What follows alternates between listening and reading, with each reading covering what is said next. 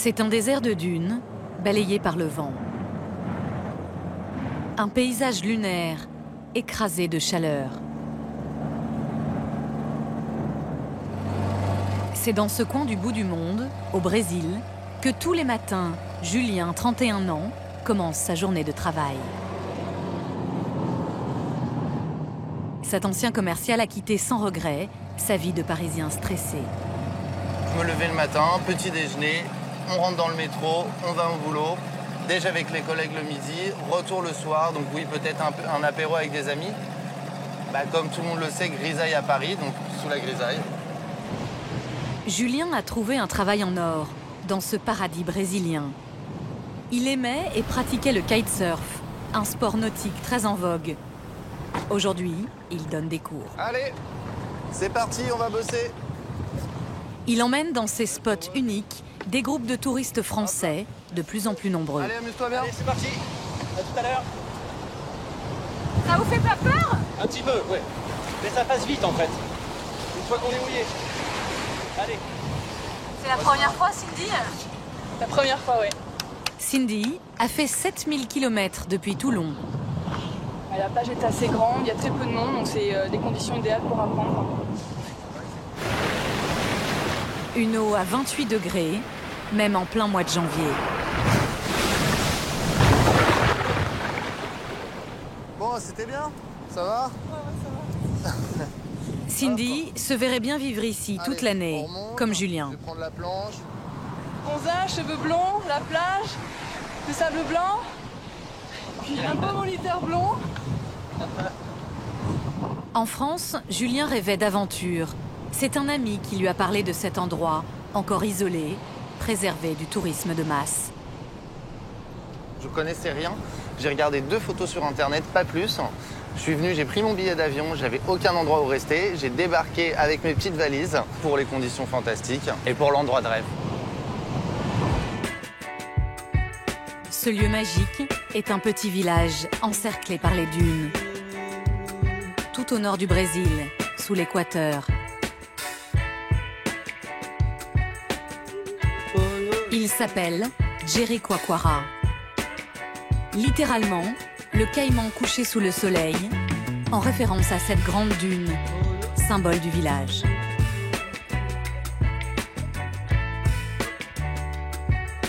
« 3000 habitants, aucune route, on y marche pieds nus dans le sable. » Longtemps, Jeri, comme on dit ici, était un village inconnu des guides. Aujourd'hui, il envoûte un nombre croissant d'Européens qui plaquent tout pour sa douceur de vivre. Julien est arrivé ici il y a 3 ans. Il habite aujourd'hui en plein cœur du village, à côté d'un restaurant. Ouais, amour, tout va bien? Ça va. Il vit avec Camilla, une masseuse brésilienne qui a quitté Sao Paulo il y a 15 ans pour Jeri. Coca-Cola. Ça a été ta journée? O vento estava muito ruim. Tinha as altas ondas. Ils occupent un logement simple de 30 mètres carrés qu'ils louent 120 € par mois, avec terrasse et vue sur la mer. Pour changer de vie et lancer ici son affaire de cours de voile, Julien, diplômé d'une grande école de commerce, n'a pas eu besoin de grand-chose. Alors j'ai débuté avec très peu. J'ai débuté avec 6 000 €, donc ce qui est pour un business qui est très très peu. Et en gros, c'est du matériel, un petit peu de courage, et c'est tout. Aujourd'hui, il gagne plus de 3 000 € par mois et n'a pas prévu de revenir en France avant plusieurs années. Ils sont 200 étrangers, dont 20 Français, à avoir choisi de vivre dans ce village, au bout de la terre. Delphine, 41 ans, est la pionnière de ces Français. Cette ancienne Parisienne tient un petit hôtel de charme. Bonjour. Bonjour, enchantée, Delphine. Franck, tout va bien? Ce jour-là, 2 Français de passage viennent visiter son établissement. Excellent. Alors, une petite déj. Hein. D'accord. En fait, c'est les chambres un peu familiales pour parents, enfants, avec 2 petits lits. Donc, avec une jolie vue. 12 chambres On a fait un style romantique. que Delphine a elle-même décorées avec terrasse et hamac privatif. Non, c'est vraiment bien. Bah, écoutez, on est content que ça vous plaise. Hein. Delphine accueille près de 1000 clients par an, la zone essentiellement des Français. Pourtant, il y a encore 10 ans, elle habitait Paris et ne connaissait rien à l'hôtellerie. Pas beaucoup de souvenirs de ma vie d'avant. À l'époque, elle est cadre dans la publicité. Un été, lors de vacances au Brésil, elle découvre Jerry. Coup de cœur immédiat. Elle veut vivre ici. Je suis arrivée à la plage en fin de journée, j'ai vu le coucher de soleil. Je sais pas, ça m'a enchantée directement. Et je crois qu'au bout de 3 jours, j'ai commencé à chercher les possibilités de vivre ici. Elle rentre en France et revient quelques mois plus tard au village. Comme elle n'a pas d'économie, elle fait un crédit. Elle achète ce terrain face à la dune et fait construire son hôtel. En tout, il y en a pour 100 000 €. Aujourd'hui, Delphine habite cette grande villa, au cœur de l'hôtel. Et l'une des petites différences avec sa vie d'avant, c'est son dressing. Bon, ici, la garde-robe, ça se résume quand même essentiellement au maillot de bain. Vous en avez combien ? Pas mal. Bah là, dans ce petit tiroir-là, il y en a au moins 25, 30 maillots de bain.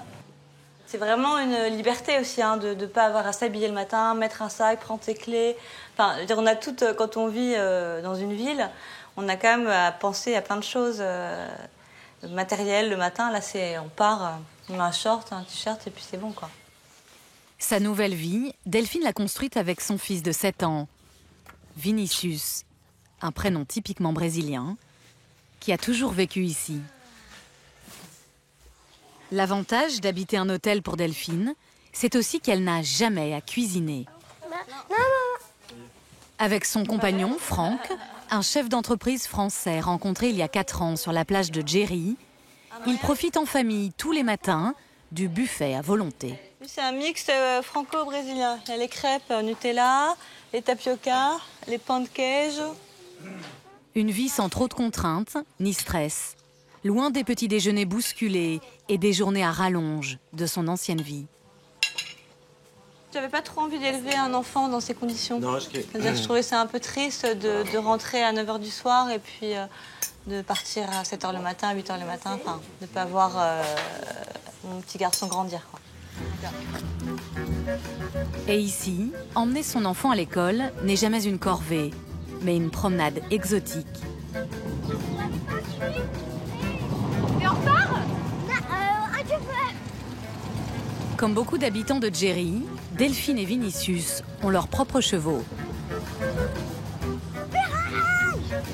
5 minutes de galop pour rejoindre l'école. Ici, pas d'établissement français, mais une petite structure privée brésilienne. Faut laisser ses chaussures ici? Ouais, mais je n'ai pas. Tu mets jamais de chaussures? La journée ne commence jamais assis derrière un pupitre par un cours du maître, mais par une séance de relaxation. Alors vous pliez les doigts comme ça et vous fermez les yeux. Puis par un appel à la paix. La paix en moi.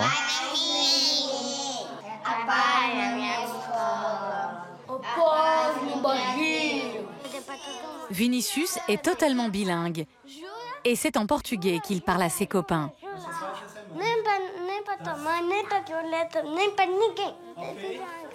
C'est une petite école. Ils sont 28 élèves, tous du village.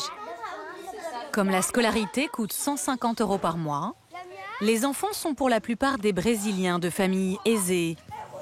Il y a aussi quelques étrangers. Ici, l'élève est libre de choisir ce qu'il veut faire dans la journée et il n'y a jamais de sanction. Ils ont des petits devoirs à faire à la maison, comme tout le monde. Mais ici, on est contre la punition parce qu'on croit qu'elle freine l'autonomie et l'apprentissage et qu'elle favorise les tensions. Nous, ce qu'on cherche, c'est de construire les connaissances à partir de l'erreur. Quand l'élève fait une faute, c'est comme ça qu'il apprend. Une école où les élèves ne passent que 4 heures par jour. Tous les après-midi, c'est quartier libre.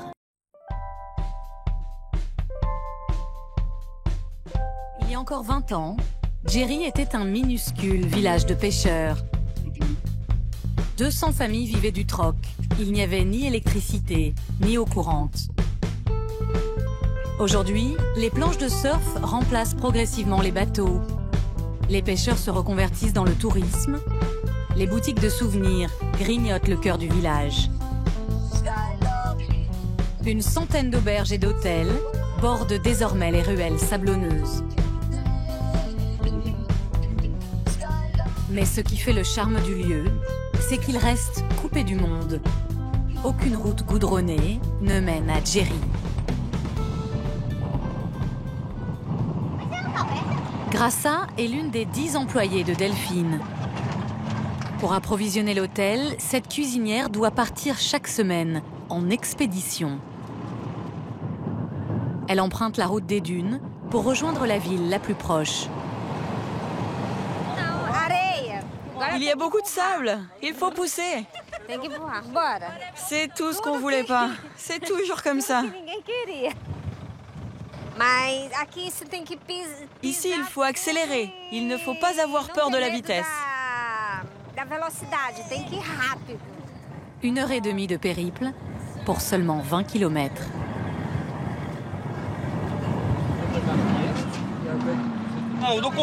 Au début, ce n'était pas comme ça ici, parce qu'on faisait le chemin à pied. Depuis qu'il y a tout ce mouvement et ce développement à Jericoacoara, ça a amélioré le chemin. Et maintenant, on peut venir en voiture. Avant, on ne pouvait pas.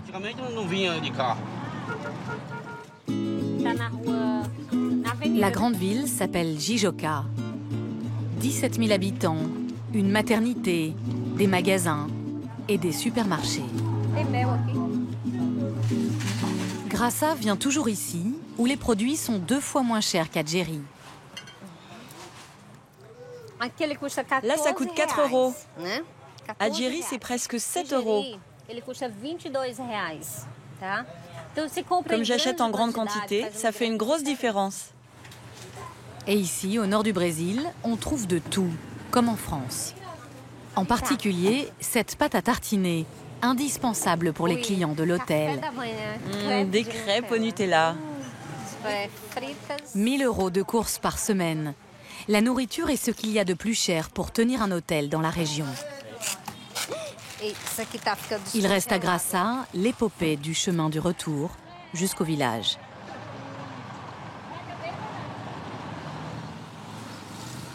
Elle habite cette petite maison à l'entrée de Djeri. À 40 ans, elle est mère de 2 enfants. Son mari est barman de nuit dans un hôtel.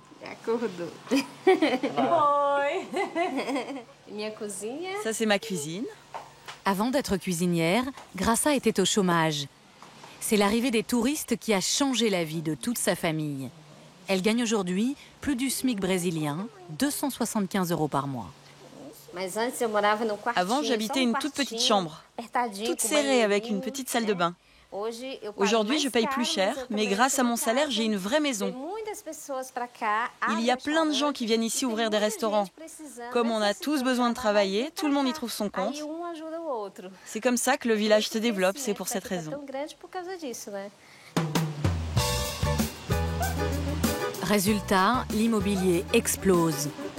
Une maison de 200 mètres carrés avec terrain se vend maintenant 800 000 €. Les bicoques de pêcheurs se transforment en villas, avec des règles strictes, immeubles interdits. Une extension limitée, car le village est classé zone naturelle intouchable. Ici, il y a une femme qui a compris la première, l'incroyable potentiel du village. Sonia, surnommée la reine de Djeri. Cette Brésilienne des quartiers populaires de Sao Paulo a découvert les lieux en 86 et monté le premier restaurant. Boa tarde. Ici, nous sommes au Fredissimo. C'était votre premier restaurant? C'était le premier restaurant. Il n'y a pas de l'eau, pas d'électricité. Et tous les jours, nous faisons des choses super bonnes à manger. À l'époque, elle cuisine surtout pour les villageois. C'est ici. Vous l'avez acheté combien, ce restaurant, à l'époque? $200. 150 euros. Exatamente. Aujourd'hui, il vaut combien? Ah, je sais pas, j'imagine pas. 1 million. Sonia est désormais propriétaire de ce restaurant. En 10 ans, elle en a fait l'adresse la plus reconnue pour ses recettes de poisson. C'est aussi le seul endroit à Jeri où l'on peut déguster du pain frais qu'elle cuit elle-même tous les matins. Ela está preparando o pão para fazer brusqueta mais tarde, né? Ediane, você tira uma tábua, já corta um pouco aqueles que já estão la quantité de... Avec ses 8 salariés, cet autodidacte se verse aujourd'hui un salaire de 4 000 euros, 10 fois le salaire moyen au Brésil. Mais c'est toujours elle qui sert les clients. Vai ficar mais bonito. Mas olha, cuidado que é muito quente, tá? Tudo bem. Eu vou te trazer um prato para você se servir. E Jeri, quais são suas impressões desse lugar? Oh, je suis très Tá impressionné. apaixonado? Partie de rien, la reine de Jeri a encore plein d'ambition. Dans 4 mois, elle ouvrira son premier hôtel. Cette vie de village, où le quotidien paraît tranquille et apaisé, plaît tellement à Delphine qu'elle a fait venir ici les personnes qui lui sont le plus chères.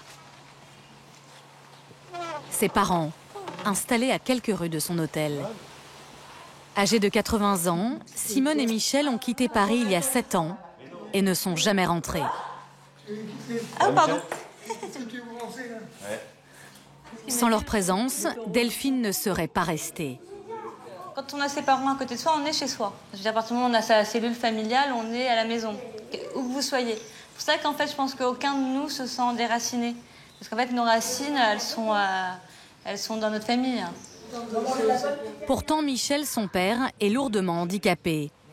À 5 heures du premier hôpital, il a fait le choix de vivre auprès de sa fille, par amour. Je suis heureux d'être bien entouré avec ma famille, des gens que j'aime. Et c'est tout, c'est bien. Du soleil, des palmiers, des cocotiers. Et qu'est-ce que j'aurais fait de plus à Paris, dans un appartement au 9e étage? Avec la joie pour ses grands-parents de voir tous les jours grandir leur petit-fils.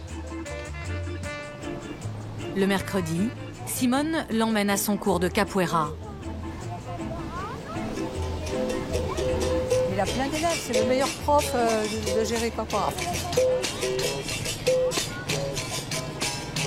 La capoeira est un art martial brésilien acrobatique et rythmé en musique.